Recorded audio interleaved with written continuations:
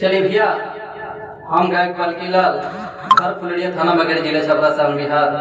भोजपुरी श्रोतागण के चाचा विद्या माई बहन भाई लोग जे भी ये वीडियो के देख रहा बानी, एगो छोट भाई मान के हमरा के आशीर्वाद दी लोग, काहे के लोग के आशीर्वाद से ही कुछ हमरा गावे का मौका मिलल बा।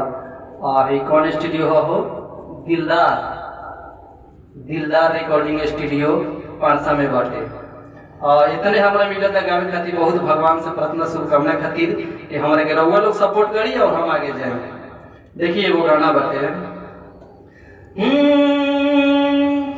की करे मदद ये मौला दर पे आइल बानी, करे मदद ये मौला दर पे आइल बानी, बिछड़ल यार से हम मिलल चाहतानी, बिछड़ल यार से हम मिलल चाहतानी। इसका अंतरा है, फूल से मिलल बाग भैनी बेगाना, प्यार के दुश्मन बसारा जमाना, समा बिना जिंदा कैसे रही पड़वाना, समा बिना जिंदा कैसे रही पड़वाना, पागल कहेला लोगवा पागल दीवाना, पागल कहेला लोगवा पागल दीवाना।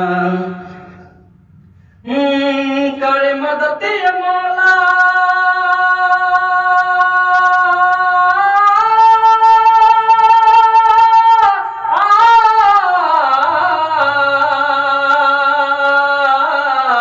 मौला,